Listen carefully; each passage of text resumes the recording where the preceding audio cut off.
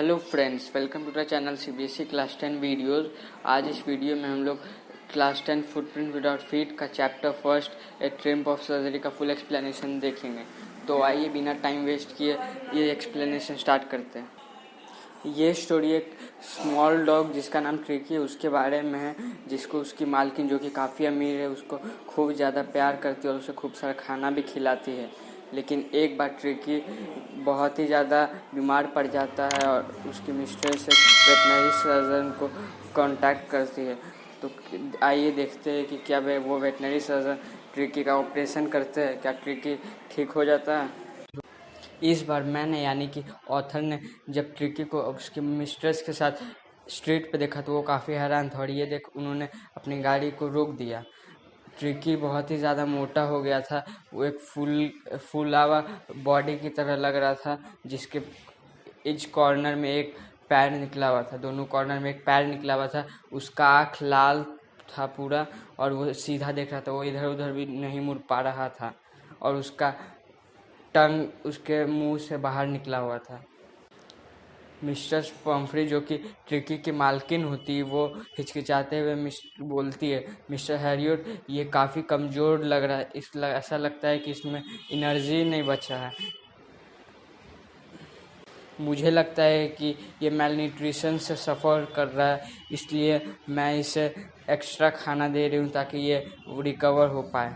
Some malt and cod liver oil and a bowl of Horlicks at night to make him sleep, यानी कि वो उसको tricky को ये सब चीज़ दे रही है ताकि वो रात को अच्छे से सो सके और ज़्यादा कुछ नहीं।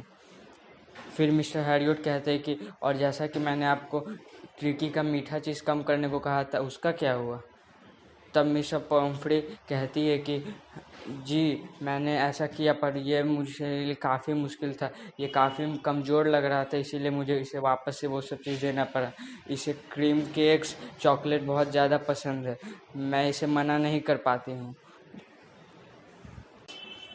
मिस्टर हैरियट फिर से उस डॉग पे देखते, फिर वो समझ जाते कि इसका प्रॉब्लम क्या। ट्रिकी का एक ही प्रॉब्लम था जो उसका लालच, वो दिन के किसी भी टाइम पे खाना उसे मिले वो खा लेता था, वो कभी खाना खाने से इनकार नहीं करता था। लेकिन अभी तक मिस्टर पम्फ्री बहुत सारी चीज़ों को नहीं बताए थे। फिर मिस्टर हैरियट कहते क्या आप इसे एक्सरसाइज करवा रही है। तब मिसेस पम्फ्री जवाब देती है कि जैसा कि आप देख सकते हैं ये मेरे साथ थोड़ा सा वॉक कर लेता है शाम को, लेकिन गार्डनर जो कि हॉजकिंग जो मेरा गार्डनर है वो बीमार है, इस कारण से इसका रिंग गेम नहीं हो पाता है, इसका यानी कि ट्रिकी का रिंग गेम नहीं हो पाता है। फिर मिस्टर हैरियट ने जोर देकर बोला अगर आप अभी इसका खाना कम नहीं करती और इसे स्ट्रिक्ट डाइट पे नहीं रखती और इससे एक्सरसाइज नहीं करवाती, काफ़ी बीमार पड़ने वाला है। आपको अपना दिल कठोर करके इसको वेरी स्ट्रिक्ट डाइट पे रखना पड़ेगा। तब मिस्टर पम्फ्री हाथ को मलते हुए कहती है कि हाँ आप सही कह रहे, मैं जानती हूँ आप सही कह रहे, पर ये मेरे लिए काफ़ी मुश्किल काम है। फिर वो आगे बढ़ गई सर झुका के।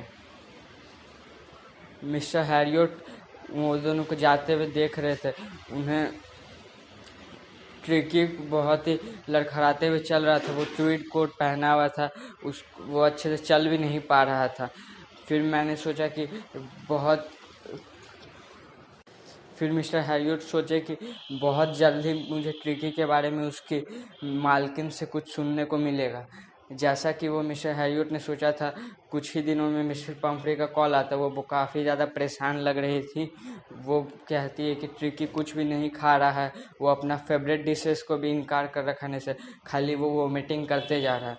इसको वो ना ही तो वॉक पे जाना चाहता है ना ही कुछ करना चाहता है, वो खाली दिन भर रग पे बैठ के हाफता रहता सोते हुए। मिस्टर हैरियट ने अपना प्लान पहले से बना लिया था।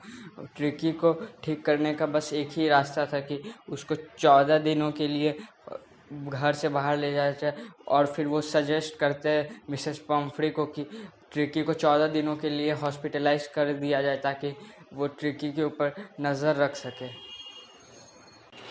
मिसेस पम्फ्री ये सुनकर काफ़ी दुखी हुई, उन्हें पता था कि अगर ट्रिकी उसके मालकिन को हर रोज़ नहीं देखेगा तो वो तड़पेगा और मर जाएगा। बट लेकिन मिस्टर हैरियट ने कठोर रास्ता चुना और ट्रिकी बहुत ही ज़्यादा बीमार था और यही एक रास्ता था कि जिससे कि ट्रिकी को बचाया जा सकता था। और मिस्टर हैरियट ने यह सोचा कि उसको बिना देरी किए हुए, टाइम वेस्ट किए हुए ट्रिकी को हॉस्पिटलाइज कर लिया जाए। फिर मिस्टर हैरियट ट्रिकी को ब्लैंकेट में लपेट के कार की तरफ बढ़ते तो और उनके पीछे पीछे मिसेस पम्फ्री रोती हुई आती है।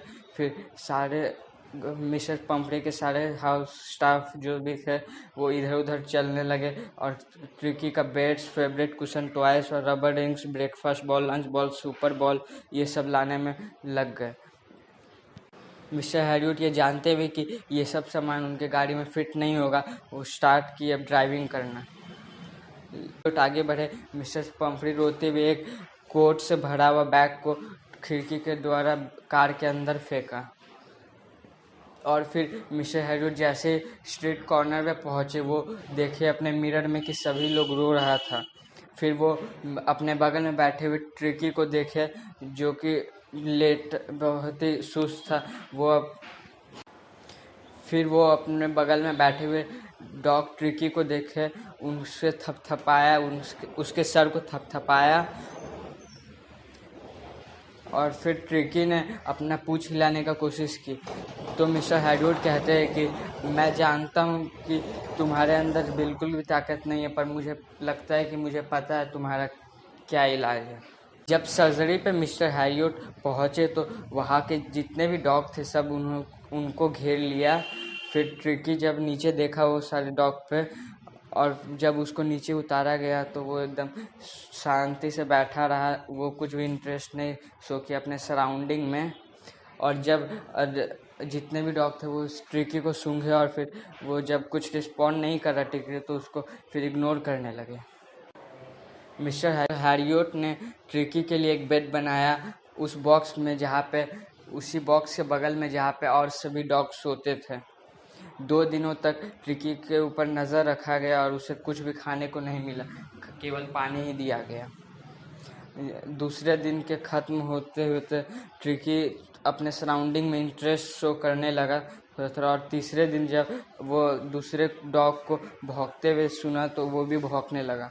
और जब मिस्टर हैरियट ने डोर खोला तो ट्रिकी भागते हुए रूम से निकल गया और फिर वो जो ग्रेहाउंड के द्वारा घिर गया और भी उसके जितने भी फ्रेंड्स हैं। कुछ समय तक जब उसको रोल करके सभी डॉग्स ने इंस्पेक्शन किया, उसके बाद वो सब डॉग गार्डन की तरफ चले गए। ट्रिकी भी उनके पीछे पीछे गया धीरे से दौड़ते हुए।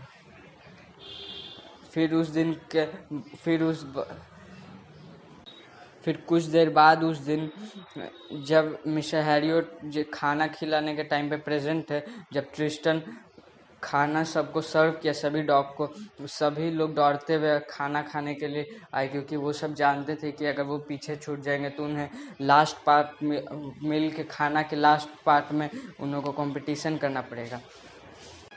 जब वो लोग खाना खा चुके थे तब ट्रिकी वो बाउल के पास गया और उसे चाटा। अगले दिन एक एक्स्ट्रा बॉल रखा गया ट्रिकी को और फिर जब ट्रिकी अपने खाना के लिए स्ट्रगल करने लगा तो मिस्टर हैरियट को देखकर यह बहुत ही खुशी हुआ। तब से ही ट्रिकी का प्रोग्रेस एकदम तेज़ी से वो रिकवर होने लगा था। उसका कुछ भी मेडिकल ट्रीटमेंट नहीं हो रहा था, बल्कि वो सभी डॉग के साथ मिलजुल कर खेल रहा था। ट्रिकी जो भी है सभी डॉग्स का एक्सेप्टेड मेंबर बन गया था उनके गैंग का और वो उनके साथ दिन भर खेलते रहता था। ट्रिकी को सभी डॉग के साथ खेलने का मज़ा मिल गया था। उसके ज़िंदगी में आज तक कभी भी ऐसा टाइम नहीं आया था। वो सभी डॉग के बीच में, सभी हार्ड मसल्स डॉग के बीच में एक लिटिल सॉफ्ट सा सिंगल डॉग था। इन सब के बीच में मिसेस पम्फ्री जो कि ट्रिकी की मालकिन होती है, मिस्टर हैरियट को काफ़ी बार कॉल किया करती थी। वो पूछती थी कि कैसा है ट्रिकी का तबीयत, क्या उसको सही कोट पहनाया जा रहा है वेदर के अकॉर्डिंग, उसका क्वेश्चन चेंज किया जा रहा है कि नहीं। लेकिन मिस्टर हैरियट ये सब सवाल को इग्नोर करते हुए खाली एक ही चीज़ कहा करते थे कि little fellow was out of danger and recovering fast, यानी कि ये ट्रिकी बहुत ही जल्दी ठीक हो रहा है, वो आउट ऑफ डेंजर है। जैसे ही मिसेस पंफ्री ये सुनी कि ट्रिकी रिकवर हो रहा है, वो ट्रिकी के लिए 1 डज़न एग, जैसे ही मिसेस पंफ्री ने यह सुना कि ट्रिकी रिकवर हो रहा है, वो ट्रिकी के लिए 2 डज़न एग लाने लगी खाने के लिए, ताकि ट्रिकी का स्ट्रेंथ बढ़ा सके। तभी से मिस्टर हैरियट उनके साथी का अच्छा समय स्टार्ट हो गया, क्योंकि वो एग मिस्टर हैरियट और उनके साथी को 2 एग मिला करता था ब्रेकफास्ट के लिए, और जब वाइन का बोतल आने लगा तो हालत और भी खुशनुमा हो गए। उन लोगों का लंच जो है सेरेमोनियल ओकेजन हो गया, पार्टी की तरह हो गया। वाइन जो है ट्रिकी के ब्लड को बढ़ाने के लिए था, और जब ब्रांडी आने लगा तब तो सिचुएशन बहुत ही ज़्यादा अच्छा हो गया। और कुछ रातों के लिए तो मिस्टर हैरियट और उनके साथी ब्रांडी को फायर के सामने पिया करते थे, और उनके लिए वो दिन काफ़ी संतुष्टि भरा था। इन सब चीज़ों की वजह से जो कि मिसेस पंफ्री ट्रिकी के लिए भेज रही थी, मिस्टर हैरियट उनके साथी को ट्रिकी को परमानेंट गेस्ट बनाने के लिए एक लालच था।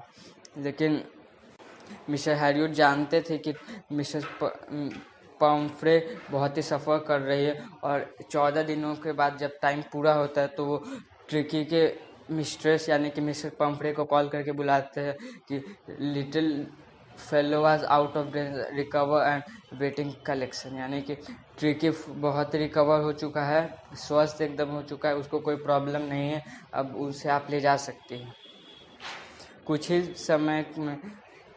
कुछ ही मिनटों के अंदर एक काली ब्लैक कार आके उनके सर्जरी के सामने खड़ी होती है। ड्राइवर गेट को खोलता है और उसमें से मिसेस पंफ्री हाथ जोड़े हुए मिस्टर हैरियट से पूछती है, आप सच बोल रहे हैं क्या? ट्रिकी सच में ठीक है? तब मिस्टर हैरियट बोले, हाँ वो बिल्कुल ठीक है, आपको बाहर उतरने का कोई ज़रूरत नहीं है, मैं ट्रिकी को यहाँ पे ले आता हूँ। फिर मिस्टर हैरियट अपने हाउस से गार्डन की तरफ गए और वहाँ पे सारे डॉग्स खेल रहे थे, उनके बीच में ट्रिकी भी था जो कि काफ़ी एक्टिव हो चुका था। फिर मिस्टर हैरियट ट्रिकी को अपने साथ वापस से अपने हाउस से बाहर ले आए जहाँ पे ट्रिकी की मिस्ट्रेस थी। जैसे ड्राइवर उस समय भी कार को डोर को ओपन किया, उस समय भी खड़ा था, और जैसे ही ट्रिकी ने अपने मिस्ट्रेस को देखा, वो मिस्टर हैरियट के लैब से छलांग मारकर मिसेस पंफ्री के ऊपर जाती है लैब में और उसे चाटने लगती है, और इसलिए मिसेस पंफ्रे को अपने आप को डिफेंड करना पड़ता है और वो ट्रिकी भौंकने भी लगता है। इन सब खुशी में मिस्टर हैरियट ड्राइवर का ट्रिकी का सारा सामान जैसे कि कुशन्स, टॉयज, कोट्स, बॉल्स जो कि जिसमें से कुछ भी इस्तेमाल नहीं किया था उसको लाने में मदद करते हैं। और जैसे फिर कार आगे बढ़ता है, मिसेस पंफ्री खिड़की से यानी कि कार के विंडो से बाहर निकालते हुए अपना चेहरा बोलती है, थरथराते हुए बोलती है कि ओ मिस्टर हैरियट, मैं आपका कैसे धन्यवाद करूं, ये सर्जरी की जीत है। So friends, this was the full explanation of the chapter triumph of surgery. अगर आपको ऐसी और वीडियोस चाहिए तो डिस्क्रिप्शन में दिए गए लिंक को में जाए और देखें। अगर आपको यह वीडियो पसंद आए तो लाइक, सब्सक्राइब और अपने दोस्तों के साथ शेयर ज़रूर करें। Thank you friends, thanks for watching this video.